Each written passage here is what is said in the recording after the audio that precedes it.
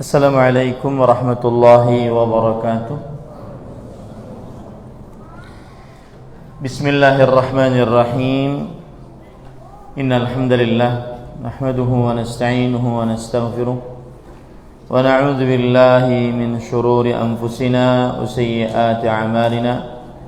Man yahdihillahu fala mudilla lahu wa man yudlil fala hadiya lahu. وأشهد أن لا إله إلا الله وحده لا شريك له وأشهد أن محمدا عبده ورسوله يا أيها الذين آمنوا اتقوا الله حق تقاته ولا تموتن إلا وأنتم مسلمون يا أيها الناس اتقوا ربكم الذي خلقكم من نفس واحدة وخلق منها زوجها وبث منهما رجالا كثيرا ونساء واتقوا الله الذي تساءلون به والأرحام إن الله كان عليكم رقيبا يا أيها الذين آمنوا اتقوا الله وقولوا قولا سديدا يصلح لكم أعمالكم ويغفر لكم ذنوبكم ومن يطع الله ورسوله فقد فاز فوزا عظيما أما بعد فإن أصدق الحديث كتاب الله وأحسن الهدي هدي محمد صلى الله عليه وعلى آله وسلم وشر الأمور محدثاتها وكل محدثة بدعة وكل بدعة ضلالة وكل ضلالة في النار. Alhamdulillah, kita bersyukur pada Allah Subhanahu wa taala pada hari ini, hari Sabtu malam Ahad 23 Zulhijjah 1443 Hijriah, kita dimudahkan oleh Allah Subhanahu wa taala untuk kembali duduk bersama di Masjid Al-Amin Samarinda, Kalimantan Timur, dalam sebuah kajian rutin setiap Sabtu malam Ahad, membaca kitab Ushulul Iman fi Dhaw'il Kitabi was Sunnah, pokok-pokok keimanan berdasarkan Al-Quran dan As-Sunnah, yang ditulis oleh Nukhbatun minal ulama, kumpulan dari para ulama. Dan buku ini adalah dikeluarkan oleh Kementerian Urusan Agama Islam dan Wakaf serta dakwah dan penyuluhan di Kerajaan Arab Saudi. Dan buku ini dicetak oleh Majma'ul Malik Fahad li Tiba'atil Mushaf Syarif bil Madinah An-Nabawiyah, percetakan Raja Fahad untuk percetakan mushaf Al-Quran yang mulia di kota Madinah An-Nabawiyah. Sekali lagi kita bersyukur pada Allah Subhanahu wa taala, kita bisa duduk bersama memulai membaca kitab yang berjudul Ushulul Iman fi Dhaw'il Kitabi was Sunnati. Dan ini adalah dikeluarkan oleh Wazarah Asy-Syu'un Al-Islamiyah wal Awqaf wad Da'wah wal Irsyad, Kementerian Urusan Agama Islam, Wakaf, Dakwah dan Penyuluhan, dan dipercetakan Raja Fahad untuk mushaf yang mulia di kota Madinah Nabawiyah. Dan ini adalah pertemuan yang pertama. Mudah-mudahan setelah ini kita tidak berganti-ganti lagi kitab dan menyelesaikan kitab ini. Kemudian ahibati fillah, afanillahu wa iyyakum, di dalam buku ini atau kitab ini yang akan kita pelajari adalah berkaitan dengan rukun-rukun iman dan permasalahan-permasalahan berkaitan dengan iman. Yang paling pertama rukun iman kepada Allah, kemudian membicarakan sisa rukun iman lainnya, iman kepada para malaikat, iman kepada kitab-kitab yang diturunkan oleh Allah, iman kepada para rasul, dan iman kepada hari akhir, dan iman kepada qadha dan qadar. Lalu setelah itu membicarakan permasalahan-permasalahan yang berkaitan dengan akidah, seperti permasalahan tentang Islam, iman dan ihsan. Lalu membicarakan permasalahan tentang wala dan bara, loyal dan disloyal yang dianut oleh agama Islam. Lalu membicarakan tentang hak-hak para sahabat Nabi radhiyallahu anhu. Lalu membicarakan tentang kewajiban rakyat terhadap pemimpin-pemimpin yang sah dari kaum muslimin. Kemudian terakhir membicarakan tentang kewajiban berpegang teguh kepada Al-Quran dan Sunnah dengan dalil-dalilnya. Inilah yang akan kita pelajari. Mudah-mudahan bagian dakwah tidak berubah-ubah lagi. Setiap Sabtu malam Ahad pekan keempat kita membicarakan tentang kitab Usulul Iman fi Dhaw'il Kitabi was Sunnah yang diterjemahkan dalam bahasa Indonesia, dan saya tidak tahu apakah sudah ada terjemahannya atau tidak. Kumpulan atau pokok-pokok keimanan berdasarkan Al-Quran dan Sunnah Rasul Sallallahu Alaihi Wasallam. Salawat dan salam semoga selalu Allah berikan kepada Nabi kita Muhammad Sallallahu Alaihi Wasallam, pada keluarga beliau, para sahabat, serta orang-orang yang mengikuti beliau sampai hari kiamat kelak. Dengan nama-nama Allah yang husna dan sifat-sifatnya yang ulia, kita berdoa, Allahumma inna nas'aluka ilman nafi'an wa rizqan tayyiban wa amalan mutaqabbala. Allahumma amin. Ahibati fillah, a'afanillah wa iyyakum, jamaah Masjid Al-Amin Samarinda, Kalimantan Selatan yang saya cintai karena Allah. Semoga Allah Subhanahu wa taala selalu memberikan afiat kepada kita di dunia dan di akhirat. Sebagai pengetahuan saja, kedatangan saya setiap pekan keempat ada waktu-waktu yang memang banyak didatangi oleh para jamaah. Di antaranya Jumat malam Sabtu, itu kita anggap sebagai prime time, waktu yang sangat bisa para jamaah bisa hadir sebanyak ini. Kemudian juga Sabtu malam Ahad. Di lainnya ada jadwal-jadwal yang lain, mungkin ada yang berkesempatan, ada yang tidak berkesempatan. Maka saya sangat berharap ketika Jumat malam Sabtu, Sabtu malam Ahad, itu adalah pelajaran-pelajaran penting. Ya. Jumat malam Sabtu kita membicarakan kaifa nurabbi auladana, bagaimana kita kiat sukses mendidik anak. Ini sangat penting sekali, dan ini tugas orang tua sampai dia mati atau sampai anaknya mati.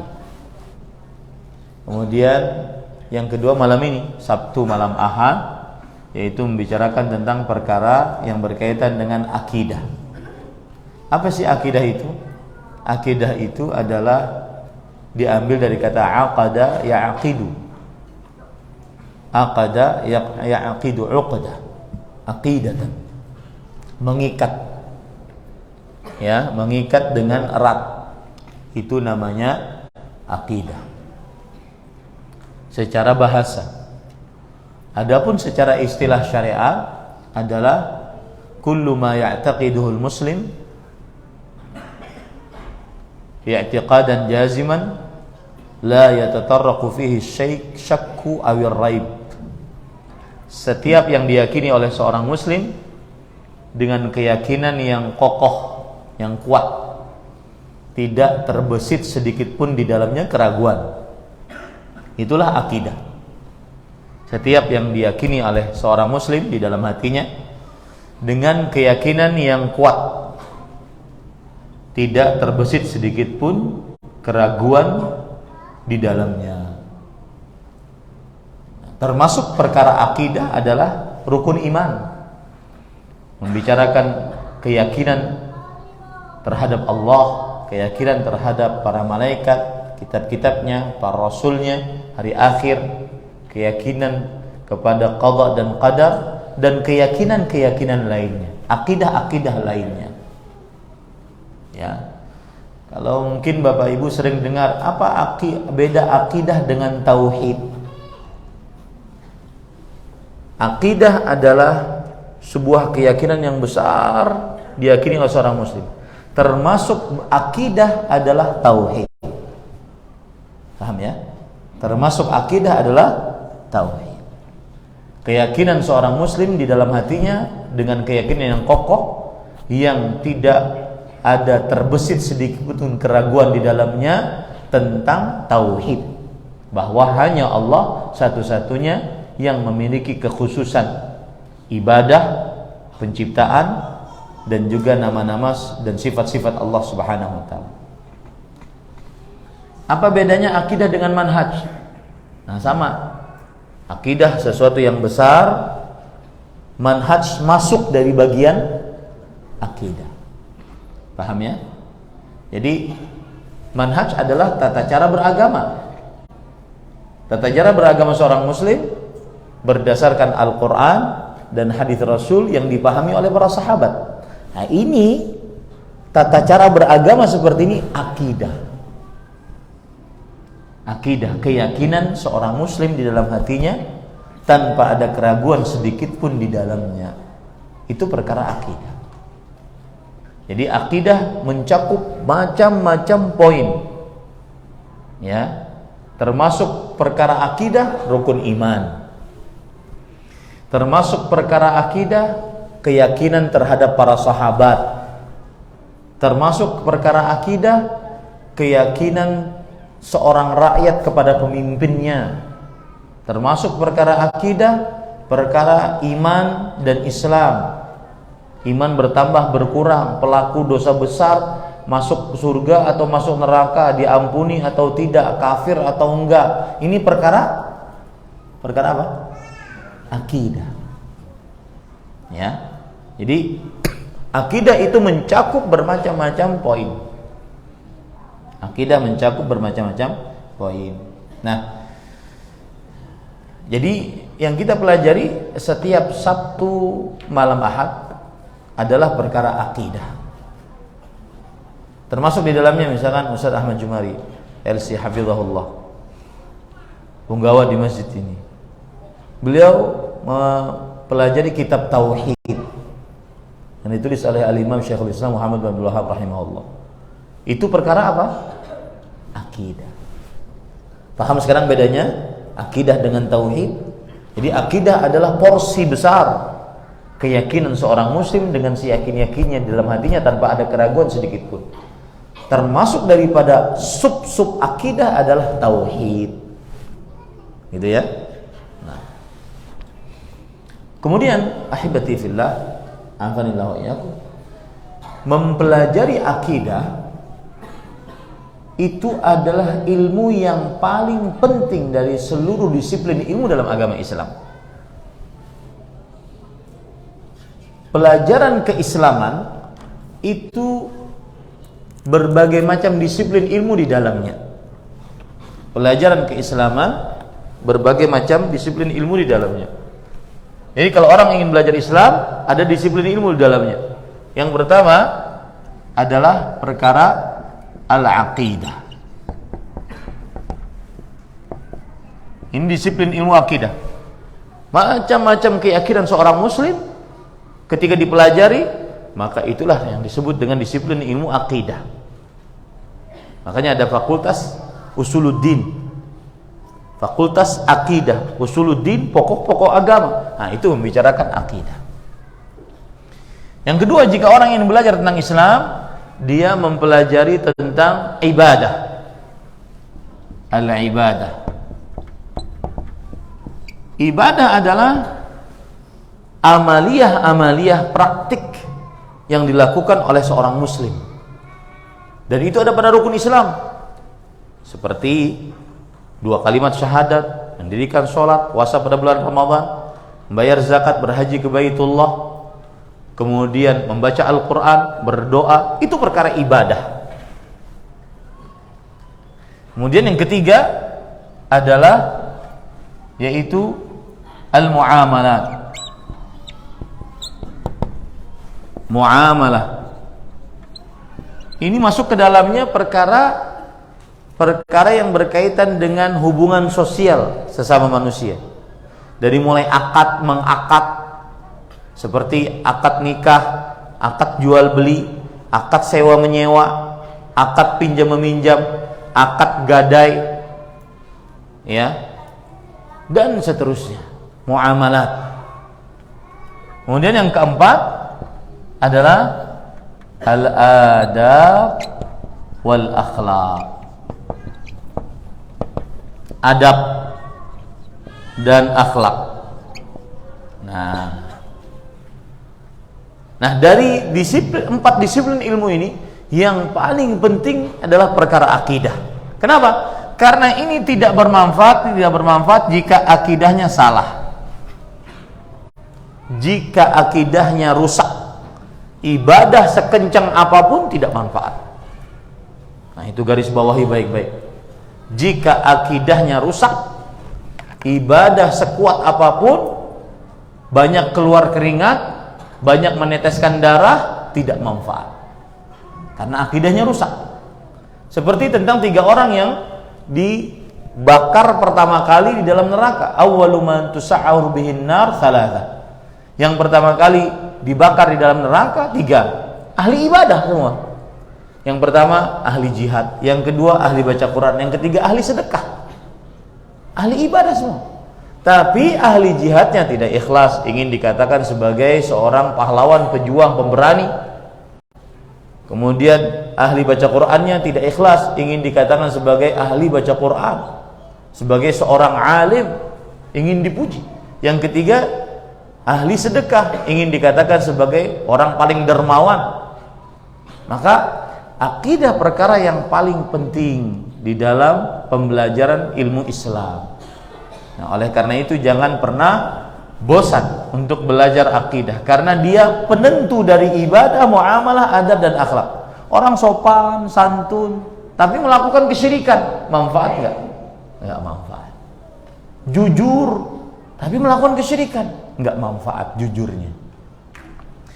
Disebutkan dalam sebuah hadis, kalau tidak salah riwayat Muslim, Aisyah radhiyallahu anha, ummul mukminin, bertanya kepada Rasulullah sallallahu alaihi wasallam, "Ya Rasulullah, ibnu Jud'an kana fil jahiliyah yasilur rahim wa yut'imut ta'am. Ayamfa'uhu dzalik?" Wahai Rasulullah sallallahu alaihi wasallam, ada seorang yang bernama Ibnu Jud'an. Di masa jahiliyah dia suka menyambung hubungan rahim, dia suka memberi makan kepada orang-orang yang memerlukan. Apakah bermanfaat untuknya? Kata Rasulullah SAW, tidak.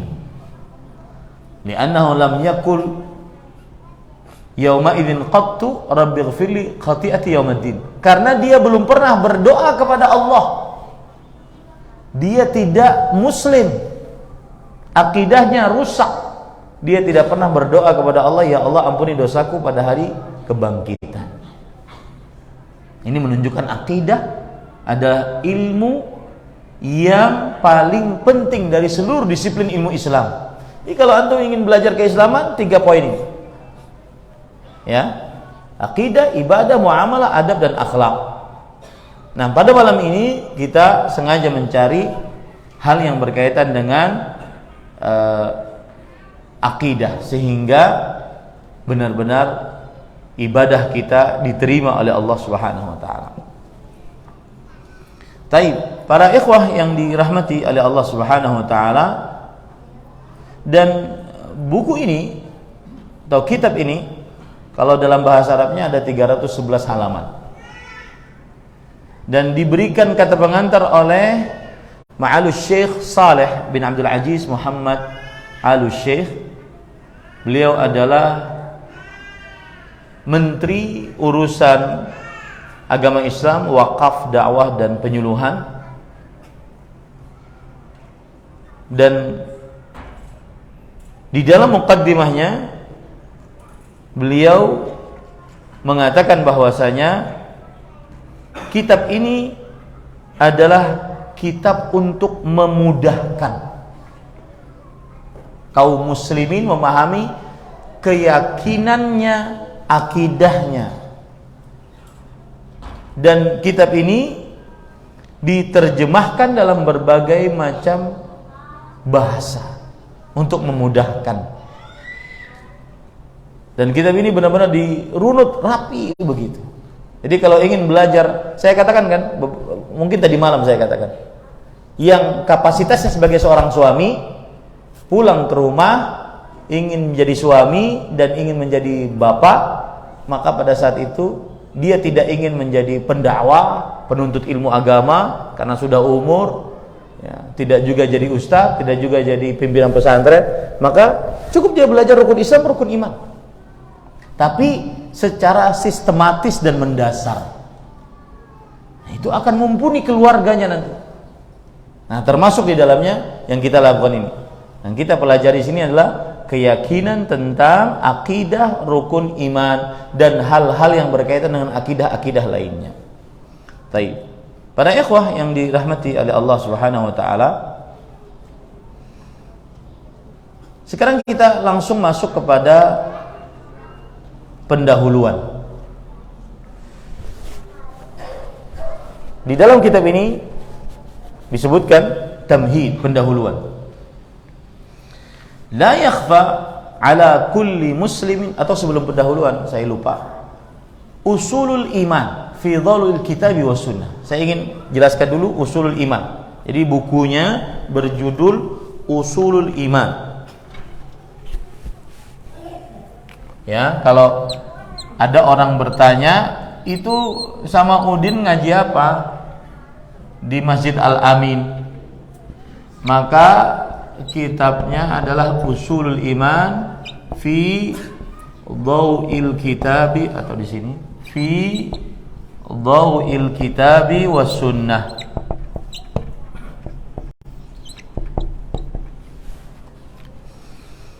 Pokok-pokok keimanan di dalam berdasarkan Al-Quran dan Sunnah. Usul artinya pokok.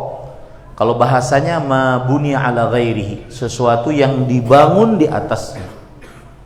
Seperti ini lantai, pondasi pasir ini punya pondasi, maka ini adalah usul masjid, pokok atau pondasi masjid. Di pondasi keimanan. Iman apa? Iman adalah 5 kalimat seluruhnya diakhiri dengan huruf nun dalam bahasa Arab.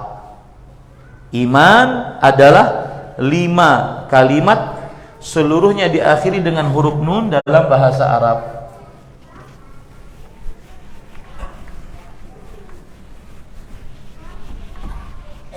Nah, ini penghapusnya dicari yang lebih bagus ya, karena malah mengotorin dia.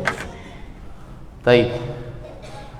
Perhatikan baik-baik, iman adalah 5 kalimat diakhiri seluruhnya dengan huruf nun dalam bahasa Arab. Yang pertama, qaulun bil lisan. Ini saya berikan judul Ta'riful Iman, yang artinya pengertian keimanan. Karena tema kita adalah usulul iman, pondasi-pondasi keimanan. Tadi kita kasih ini nomor pertama, usul jamak dari asal. Usul adalah bentuk plural dari asal. Asal artinya secara bahasa adalah ma bunia alaihi ghairuhu,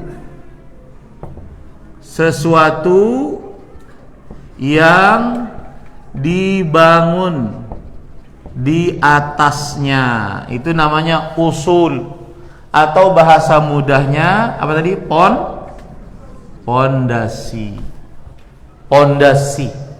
Pondasi keimanan. Ya. Taib. Keimanan apa? Pengertian keimanan. Yang pertama, qaulun bil lisan. Ucapan dengan lisan. Jadi kalau orang mengaku beriman harus mengucapkan dengan lisan, saya beriman. Ya, tidak cukup hanya dengan hati, harus mengucapkan saya beriman. Kemudian i'tiqadun bil janan. Saya katakan tadi kan, pengertian keimanan adalah 5 kalimat yang diakhiri seluruhnya dengan huruf nun dengan bahasa Arab. Qaulun bil lisan, nun. Ya, i'tiqadun bil janan, nun akhirnya. Artinya apa? Meyakini dengan hati. Orang yang beriman wajib meyakini dengan hati. Kemudian yang ketiga, amalun bil arkan. Arkan nun. Arkan nun. Yang artinya mengamalkan dengan anggota tubuh. Arkan, anggota tubuh. Orang yang mengaku beriman, dia wajib beramal. Makanya wajib sholat. Tidak cukup hanya dengan lisan saja, atau tidak cukup dengan keyakinan saja, tetapi tidak mau sujud seperti iblis. Iblis meyakini Allah adalah Rabb-nya. Iblis beribadah kepada Allah, tetapi dia tidak mau mengamalkan sujud, tidak mau mengamalkan sujud dengan anggota tubuhnya. Akhirnya tidak dianggap beriman. Tidak dianggap beriman. Sudah 3 ya. Qaulun bil lisan, i'tiqadun bil janan, amalun bil arkan. Kemudian yang keempat adalah yazidu bi ta'ati ar-rahman. Ninun. Bertambah dengan ketaatan kepada Allah ar-Rahman. Bertambah dengan ketaatan kepada Allah Ar-Rahman. Jadi iman itu tidak stagnan, dia nambah. Kalau orang taat, nambah dia. Dan subhanallah ya, saya ingin menyinggung nih, dan seperti ini semestinya belajar akidah. Orang belajar akidah itu hatinya itu jadi hidup. Kalau hatinya hidup, semangat beramal. Di pelajaran akidah bukan hanya sebatas referensi, tapi menumbuhkan hati sehingga semangat beramal. Termasuk perkara akidah adalah zikir. Susah untuk dipahami dengan akal, logika manusia. Zikir itu membuat hati tenang, susah. Ya, coba antum lagi galau gitu, subhanallah walhamdulillah wa la ilaha illallah wallahu akbar, 4 kalimat yang paling mulia di atas dunia ini. Pasti tenang. Pasti setelah itu pas lagi nonton media sosial, nonton acil-acil begoyang,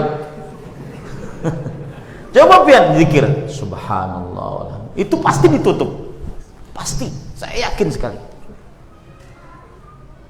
Dan itu sulit untuk dipahami dengan otak. Itu proses hidayah. Nah itulah tadi, yazidu bi ta'atir rahmah. Dia bertambah dengan ketaatan kepada Allah. Ya. Jadi ini ulun kasih amalan agar tidak suka nonton acil-acil begoyang. Ya, coba berzikir. Saat terlihat subhanallah walhamdulillah. Jangan subhanallah. Karena ini itu ketaatan menambahkan keimanan. Ya. Baca Quran. Dan ingat Pak Rifai, ini beberapa bulan ini saya sering sebarkan metode ini. Al-barakah ma'at ta'ah wal khasarah ma'al ma'asiyah. Keberkahan hidup disertai dengan ketaatan, dan kesialan hidup akibat kemaksiatan. Jangan dikira kita habis sholat subuh berzikir pagi itu tidak ada pengaruhnya dalam urusan seharian penuh. Jangan dikira urusan berhubungan dengan istri, menasehati istri, nasihati anak. Jangan dikira baca Quran setelah sholat maghrib atau mau tidur baca Quran itu tidak ada pengaruhnya dengan anak yang ada di pesantren. Ini banyak wali-wali santri saya. Ada pengaruhnya. Ada pengaruhnya. Ya. Daripada murojaah Instagram, TikTok, Facebook sebelum guring, baik murojaah Quran. Itu ada pengaruhnya untuk anak-anak kita yang sedang menuntut ilmu. Ada pengaruhnya untuk acil yang dihiga, yang guring dihiga kita nih. Lain acil bang lah. Ada pengaruhnya itu. Ya, al-barakah ma'ata'ah. Keberkahan hidup beserta ketaatan. Kesialan akibat kemaksiatan. Itu pasti. Misalkan nih, ada apa-apa, ada angin-angin apa-apa, disenggol orang. Itu langsung tuh, maksiat apa nih lah. Ya. Jangan langsung mulutnya bungol ya kan. Ya, ini maksiat apa saya ini? Ada apa nih? Bahaya itu. Ya, kenapa? Kesialan bersama atau akibat dari maksiat. Dan itu salah satu makna dari perkataan Imam Ibnu Qayyim rahimahullah taala. Baik. Yang kelima adalah yang khusu bil isyan. Nun yang kelima, yang artinya berkurang dengan kemaksiatan. Nah, ini juga sama. Berarti iman itu tidak stagnan. Iman itu pasti naik turun. Itu keyakinan Ahlus Sunnah wal Jamaah. Beda dengan kaum Khawarij, ekstrim kanan. Beda dengan kaum Murji'ah, ekstrim kiri. Kaum Khawarij mengatakan iman itu satu kesatuan. Siapa yang melakukan dosa besar keluar dari iman. Yang berzina kafir. Kemudian di akhirat kekal abadi di neraka. Itu kaum Khawarij. Kaum Murji'ah yang berzina enggak. La yadhurru ma'al imani dzam. Dosa tidak membahayakan keimanan. Berapapun banyaknya zinanya, imannya seperti iman Abu Bakar. Hah? Beda jauh kan? Tapi metode berpikirnya sama. Iman satu kesatuan, tidak bertambah berkurang. Ahlus Sunnah enggak. Pelaku dosa besar adalah orang beriman, cuma kurang imannya. Nah, itu perkara akidah yang kita bahas. Ya. Nah, inilah pengertian iman. Jadi usulul iman, pondasi keimanan. Iman pengertiannya ini. Qaulun bil lisan, i'tiqadun bil janan, amalun bil arkan, yazudu bi ta'atir rahman, yanqus bil isyan. Ada seorang syekh ngajar. Kemudian ketika dia ngajar, ada muridnya datang, "Syekh, istrimu berzina." Kurang ajar. Ayo kita labrak. Kemudian murid-muridnya di sini, "Syekh, bukankah kemaksiatan tidak mengurangi keimanan?" Rupanya Syekh ini ngajari akidah Murji'ah.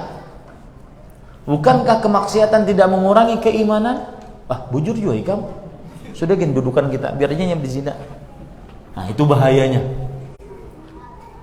Bahayanya orang kalau tidak paham perkara akidah. Paham ya, para ikhwah? Nah, itulah fi dhau'il kitab wa sunnah, berdasarkan Alkitab. Alkitab yang dimaksud adalah Al-Quran. As-sunnah yang dimaksud adalah ajaran hadis Rasulullah sallallahu alaihi wasallam. Karena makna sunnah ada 4. Makna sunnah di dalam literasi Islam ada 4. As-sunnah yang pertama adalah maknanya ajaran Rasulullah sallallahu alaihi wasallam. Rasulullah SAW bersabda, "Faman raghiba an sunnati falaysa minni." Siapa yang membenci sunnahku, maka bukan dariku. Sunnahku yang dimaksud di sini adalah ajaranku, baik yang dari Al-Quran, dari hadis, dari perkataan para sahabat, pokoknya ajaran Rasulullah, maka itu sunnah. Makanya kalau ada sahabat mengatakan minas sunnati, termasuk sunnah bla bla bla bla, maka arti sunnah ini yang dimaksud di sini apa? Ajaran Rasulullah. Baik yang berkaitan dengan akidah, ibadah, muamalah, akhlak dan adab. Itu sunnah. Ini contoh, misalkan nih, jenggot. Itu sunnah Rasul sallallahu alaihi wasallam. Meskipun yang tumbuh cuma seperti tusuk-tusuk sate, itu sunnah Rasul. Sunnah yang dimaksud apa? Ajaran Rasulullah sallallahu alaihi wa ala alihi wasallam. Ini arti sunnah yang pertama. Arti sunnah yang kedua adalah gandengan hadis. Arti sunnah yang kedua adalah hadis. Biasanya digandeng dengan kata Alkitab. Dalil dari permasalahan ini adalah berdasarkan Alkitab dan As-Sunnah. Maka arti sunnah yang dimaksud di sini apa? Hadis. Arti sunnah yang dimaksud di sini adalah hadis Rasulullah SAW. Apa itu hadis pengertiannya? Ma udhifa ila Nabi SAW min qaulin aw fi'lin aw taqririn aw sifatin khalqiyatin aw khuluqiyyah. Apa saja yang disandarkan kepada Rasul sallallahu alaihi wasallam, baik itu ucapan, perbuatan, persetujuan, sifat, akhlak ataupun sifat jasmani. Itu hadis pengertiannya. Permasalahan ini berdasarkan Al-Qur'an dan sunnah. Yang dimaksud di sini apa? Hadis. Paham ya, sudah ya? Arti sunnah yang kedua. Arti sunnah yang ketiga adalah gandengan dari wajib. Salat zuhur hukumnya wajib. Salat ba'diyah zuhur hukumnya sunnah. Nah, gitu. Gandengan dari wajib. Salat zuhur hukumnya wajib, salat ba'diyah zuhur hukumnya sunnah. Puasa Ramadan hukumnya wajib, puasa Senin Kemis hukumnya sunnah. Apa pengertian sunnah ini? Yaitu ma amara bihi syari' amran ghaira jazim wa lam yastahiq tarikuhu bil azab mutlaqan aw amdan. Apa saja yang diperintahkan oleh syariat dengan perintah yang tidak keras. Yang tidak keras. Tidak diancam siksa bagi siapa yang meninggalkannya dengan sengaja. Itu namanya apa? Sunnah. Seperti sholat sunnah, sholat duha, sholat witir, sholat rawatib, sholat sunnah, sholat tahajud, sholat sunnah. Tidak diancam siksa bagi siapa yang meninggalkannya dengan sengaja. Ya. Dan ada perkataan menarik. Kana salaf yaf'aluna sunnah li'annaha sunnah wan nasu al-yawm yatrukuna sunnah li'annaha sunnah. Para sahabat terdahulu, lihat ya, artikan apa makna dari sunnah ini. Para sahabat terdahulu mengerjakan sunnah karena dia sunnah. Orang-orang sekarang meninggalkan sunnah karena hanya dianggap sunnah. Nah, pahamlah biar. Para sahabat terdahulu dan para ulama-ulama salaf mengerjakan sunnah karena dia sunnah. Mengerjakan amalan yang hukumnya meskipun sunnah bukan wajib, karena itu adalah sunnah Rasul sallallahu alaihi wasallam. Karena itu adalah ajaran Rasulullah SAW. Paham ini para ikhwan? Seperti misalkan ada orang gak mau manjangin jenggot, maka panjangkan. Meskipun Anda anggap itu sunnah, tapi itu kan sunnah Rasul. Meskipun Anda beranggapan hukumnya memanjangkan adalah sunnah, hukumnya sunnah bukan wajib, tetapi itu kan sunnah Rasul. Sunnah yang kedua maksudnya apa? Ajaran Rasulullah sallallahu alaihi wasallam. Maka orang-orang sahabat terdahulu mengerjakan sunnah, amalan yang hukumnya tidak wajib tapi sunnah, mereka tetap kerjakan. Kenapa? Karena itu adalah karena itu adalah ajaran Rasulullah SAW. Paham ini para ikhwan? Orang sekarang meninggalkan sunnah karena hanya dianggap sunnah. Orang sekarang meninggalkan ajaran Rasulullah SAW sunnah karena menganggap itu hukumnya cuma sunnah. Paham sekarang? Nah, itu bedanya antara kata sunnah dengan sunnah. Arti sunnah yang keempat adalah kebalikan dari bid'ah. Arti sunnah yang keempat adalah kebalikan dari apa? Bid'ah.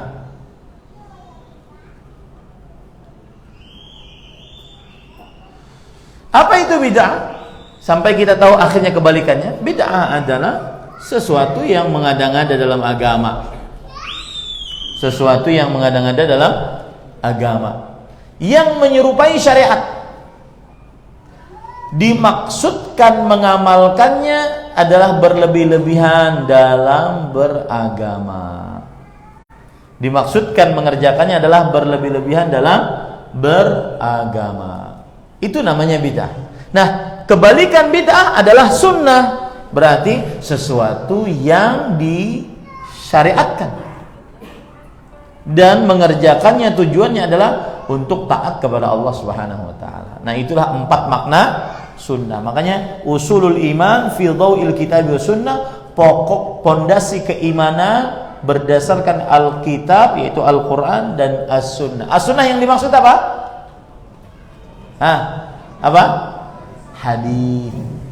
As-Sunnah yang dimaksud adalah hadis Rasul sallallahu alaihi wasallam. Baik, silakan azan dulu.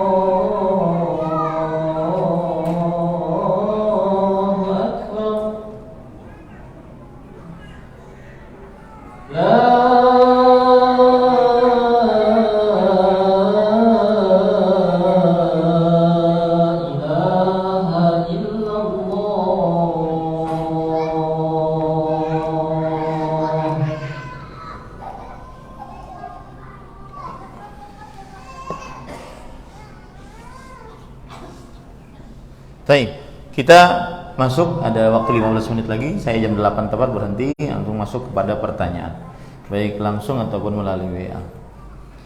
Baik, sekarang kita masuk kepada pendahuluan. Di sini disebutkan oleh penulis kitab, Bismillahirrahmanirrahim, Al-Muqaddimah. Bismillahirrahmanirrahim. Ini perkara menarik ya.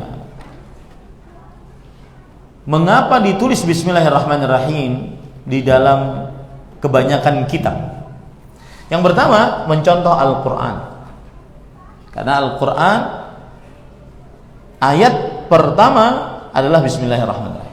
Yang kedua, mencontoh Rasul Sallallahu Alaihi Wasallam di dalam surat-suratnya kepada pembesar-pembesar dan raja-raja, sebagaimana dalam hadis riwayat Bukhari, Bismillahirrahmanirrahim ila azimir Rum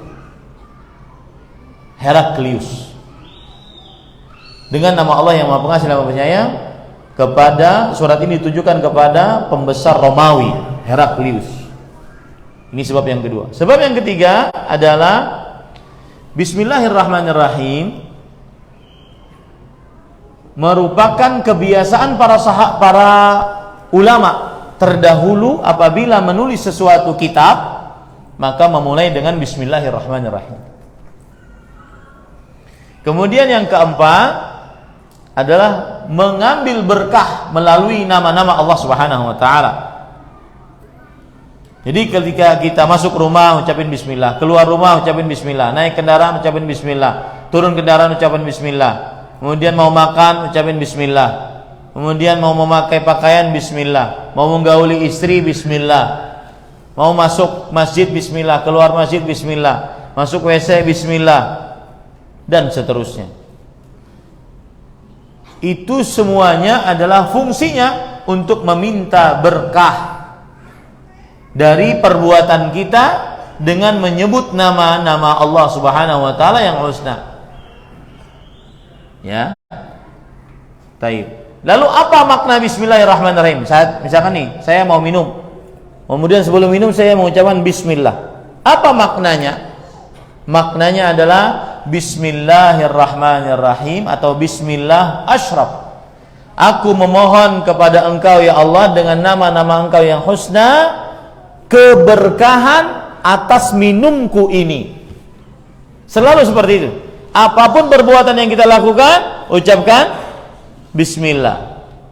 Itu berarti kita sedang memohon kepada Allah keberkahan dengan melalui nama-nama Allah yang husna. Ini seakan-akan kita mengucap, ya Allah, dengan nama-nama Engkau yang husna, saya memohon keberkahan atas naiknya aku ke kendaraan ini. Sebelum naik kendaraan ucapin Bismillah. Sebelum masuk rumah, Bismillah pakai kaki kanan. Maka seakan-akan kita mengucapkan, ya Allah, aku memohon keberkahan dengan nama-nama Engkau yang husna saat aku masuk rumah ini. Nah, ini amalan. Ya, amalan. Kerjakan itu. Apapun perbuatan-perbuatan yang baik, maka dahulukan dengan mengucap apa? Bismillah. Mau duduk, mau berdiri, Bismillah, Bismillah. Karena makna dari mengucapkan Bismillah adalah seseorang meminta berkah kepada Allah Subhanahu wa ta'ala dengan nama-nama yang husna, sifat-sifat yang mulia atas apa yang dia lakukan saat itu. Nah, taib. Kemudian Bismillahirrahmanirrahim. Al-Muqaddimah, kata pendahuluan. Saya tidak akan terjemahkan secara letterlock, ya, tetapi saya akan terjemahkan secara global.